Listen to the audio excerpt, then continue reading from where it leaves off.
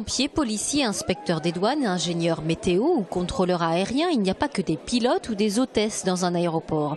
Si l'aéroport de Toulouse dit ne pas avoir de mal à recruter, les besoins spécifiques sont là et surtout on constate toujours des erreurs d'aiguillage. On a des jeunes ou des moins jeunes qui nous sollicitent pour des emplois que l'on n'a pas, qui sont des emplois d'autres structures. On va avoir des demandes d'emploi qui vont plutôt vers des constructeurs, plutôt vers des compagnies aériennes. De multiples formations existent pour un panel très large de métiers aéroportuaires. Ici, l'idée c'est vraiment d'expliquer les métiers de façon très concrète, comme lors de cette démonstration des services de douane et leurs chiens renifleurs de détonateurs.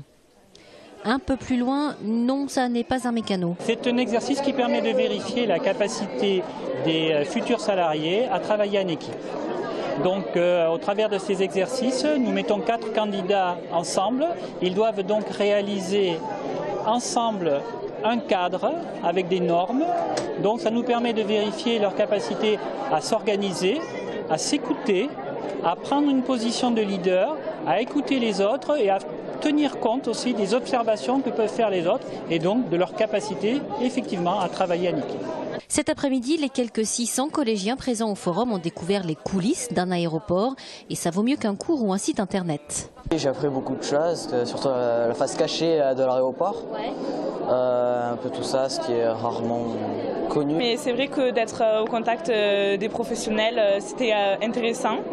Je trouve ça bien parce que du coup ça nous permet de voir leur métier, de pouvoir leur parler vraiment, c'est plus intéressant que sur un site internet. Et contrairement à ce que l'on pourrait penser, les métiers de l'aéroport ne s'adressent pas qu'aux hommes. Aujourd'hui par exemple, 30 à 40% des contrôleurs aériens sont des femmes.